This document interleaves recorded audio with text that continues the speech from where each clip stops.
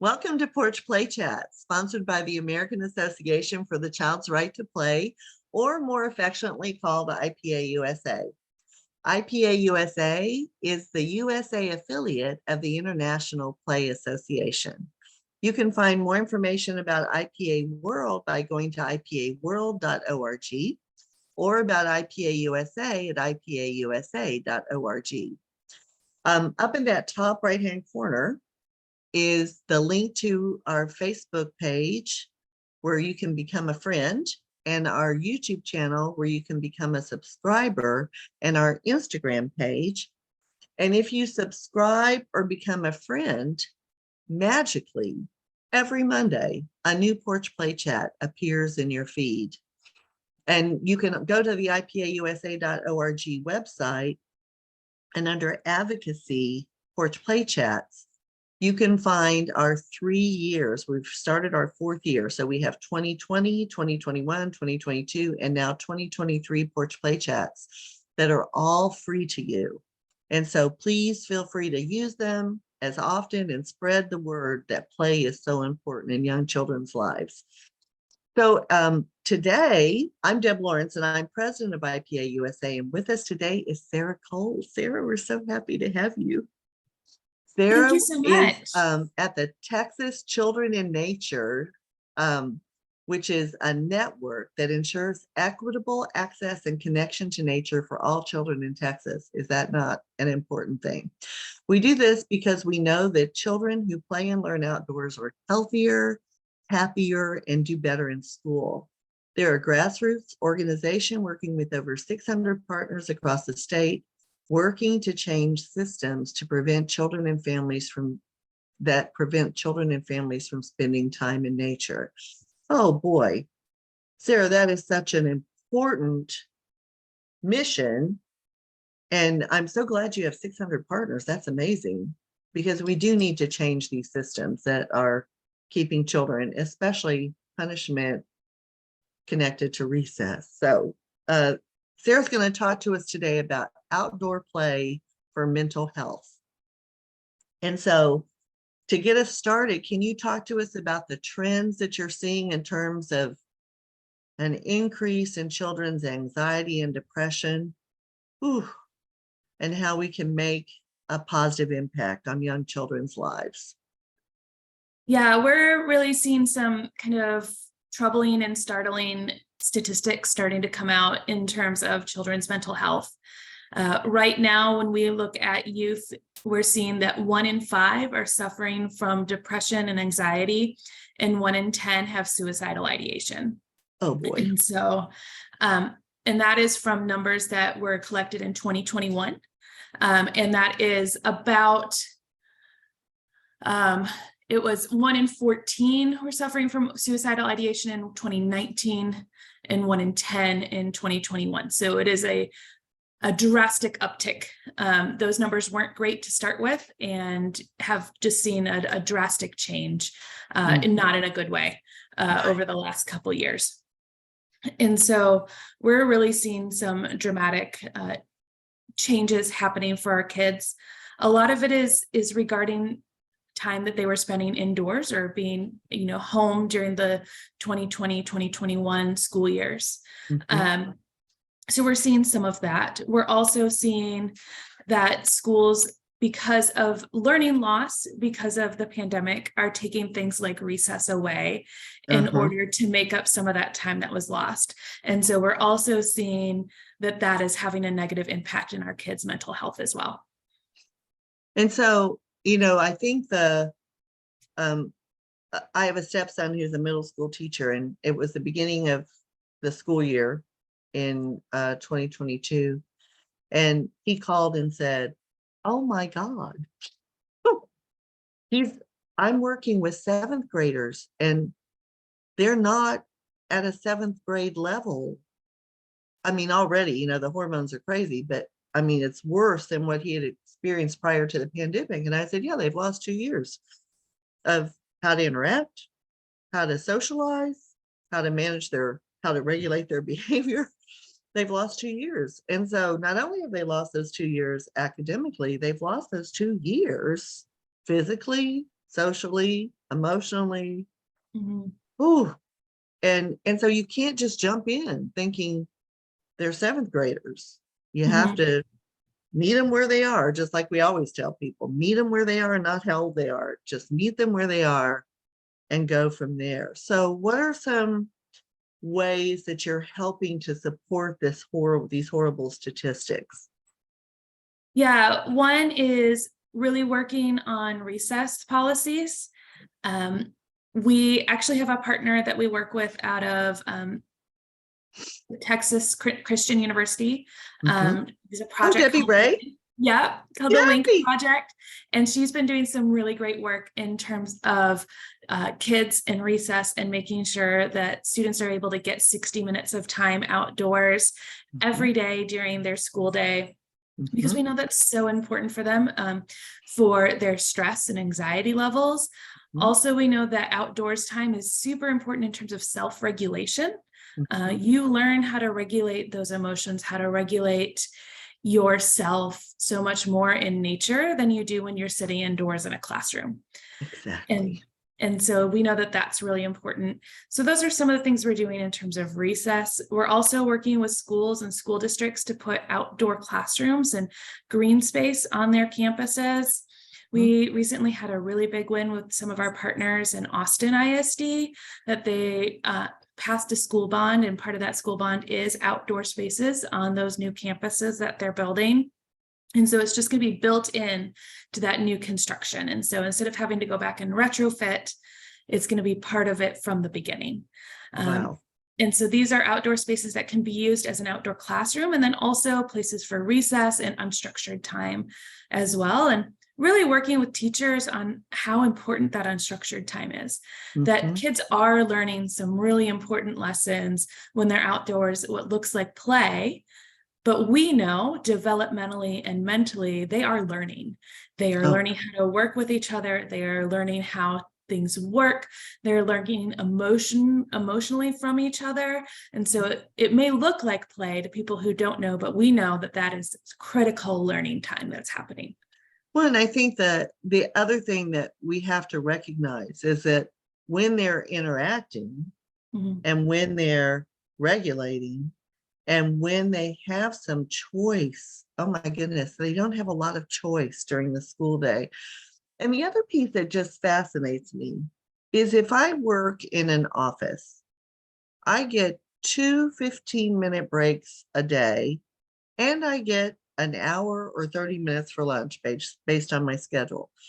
But we think children need 20 minutes for lunch and recess, and that's all they need. And it's just, I as adults, if I need 2 15-minute breaks a day and a half hour or an hour for lunch, why children would need more than that, right? Then because they can't focus.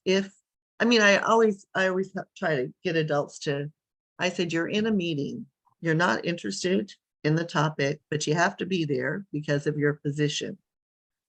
What is really going on in your head? Are you present in the meeting? And they honestly say no, because there's nothing I can contribute. It's just something I have to do. And so I'm not really, I may be physically there, but I'm not mentally there. Well, that's the way kids are. If it's not interesting, if they've been sitting there for a long time, they're just going to go someplace else, just like we do. So I think that this whole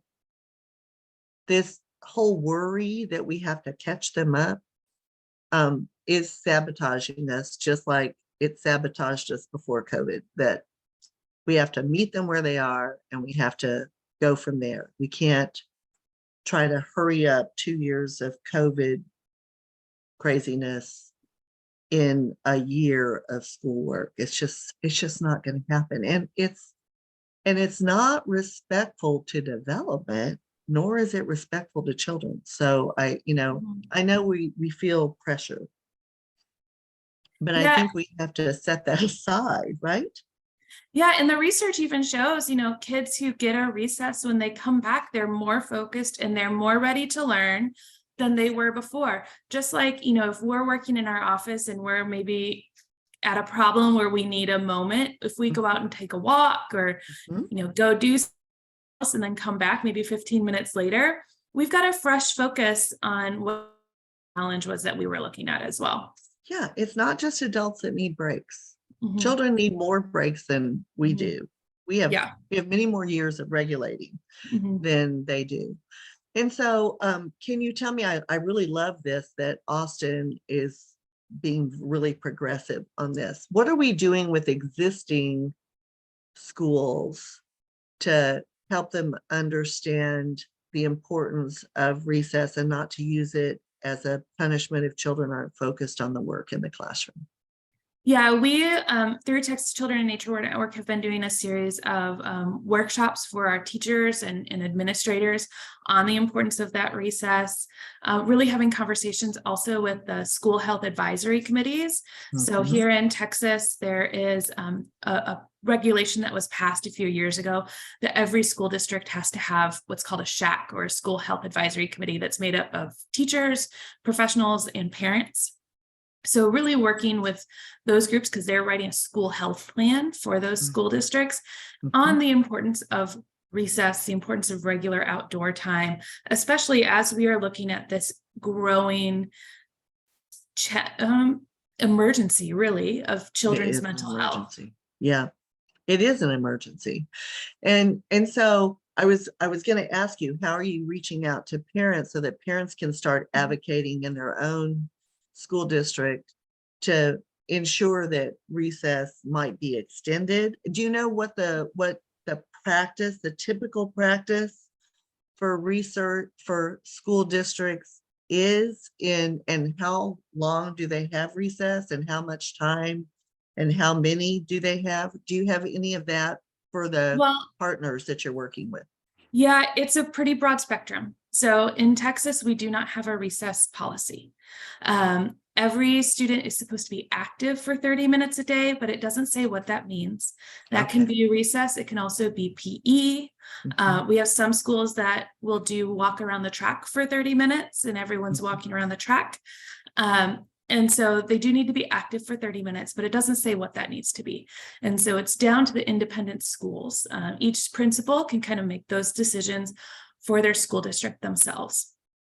And then some school districts do have a policy, like the school board has decided, no, we feel really strongly that recess is important for our school district. So we're going to pass a regulation within our school district that every student needs to have recess. So we are working a lot with parents, getting the word out through our networks, through presentations like this and different things that we do about the importance of recess, and then also working with those school health advisory committees on the importance of recess.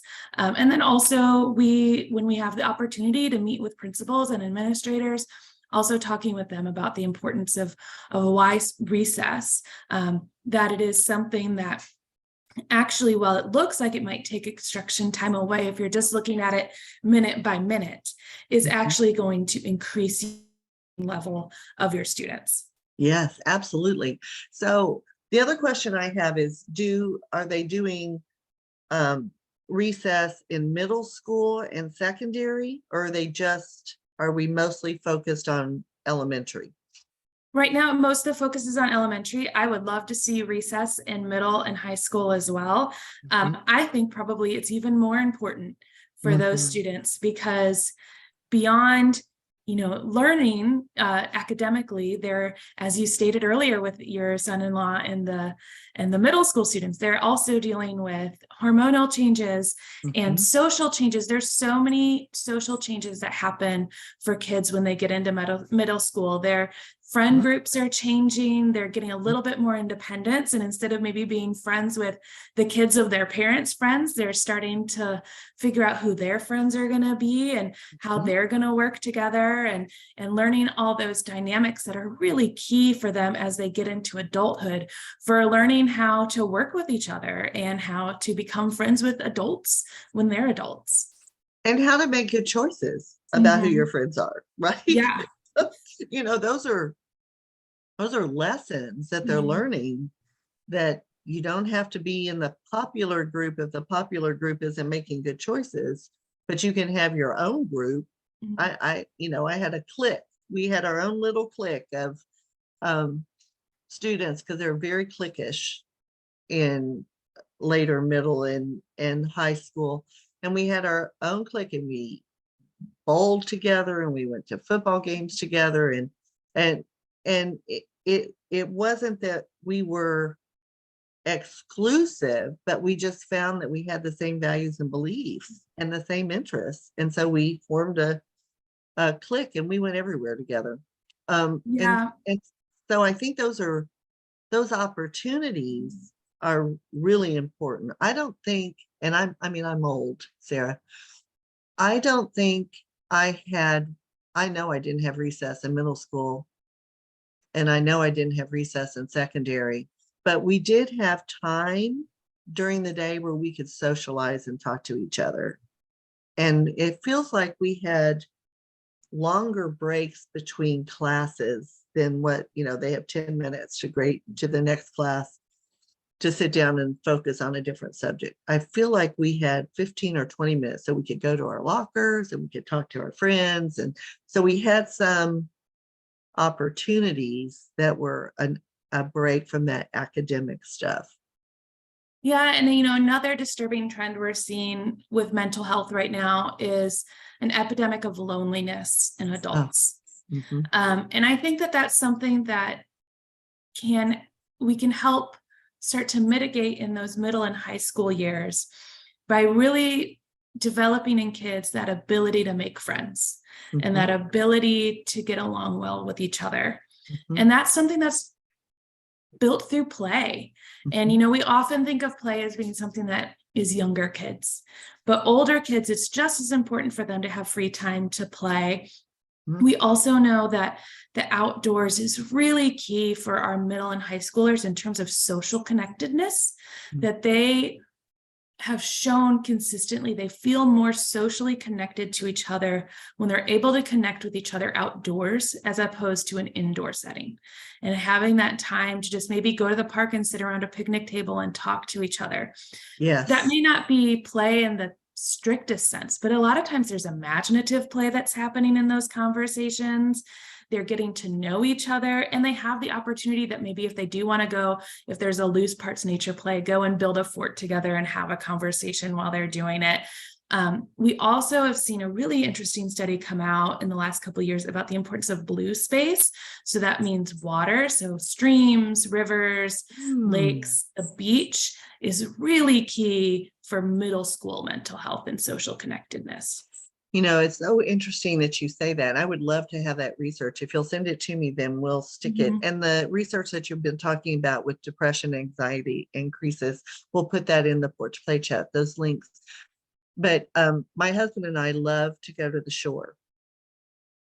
And if we go on vacation, our preference is to go to some place where we can just sit on a beach. Because the second we hear the water, it's like this. Sometimes we go to arboretums because we're in Pennsylvania. So we have these beautiful, beautiful arboretums. And in some of them, there's a huge waterfall. And that will be the first place we go. So we hear that water fall. It's just so calming that, boy, that would be really interesting research, because if it's good for us, then we need to recognize it's good for kids, right? Just having a pond in the backyard so I could hear water, at night when I went to sleep was so peaceful. And when I think about where I can have, a deep conversation, maybe with a friend, I think about two things: either next to running water, so maybe they're sitting in your porch chair next to a river, or a beach chair, or a campfire. You think about all those great conversations that you've had around campfires. And I think there's something about that white noise that happens, because if you think about those two sounds are very similar, between like a crashing water and the campfire. I don't know if, and I'm not a a clinical psychiatrist to know this, but I feel like there must be something about just that background noise that helps calm your system a little bit. Calm you down. Well, and I think where we've gone wrong is the amount of time kids are spending on games, on the internet, on TikTok, on Instagram, on I don't know if they're doing Facebook. I think that's for the older ones, but I worry that they're not getting that social connection, that meaningful social connection, because they're too busy gaming, or they're too busy scrolling through TikTok, or they're too busy. And so even though they might be playing with humans and watching humans, they're not participating with humans. And I think that's a big problem. And so I love the Children in Nature Network, because we're really talking about getting them out again into nature. I really love the forestry service, where it says the forest, is waiting for you. Because I think we've gotten so tied to technology, and they use technology all the time in the classrooms, which is, I think, horrible, because that takes away from active play in the classroom, regardless of your grade level.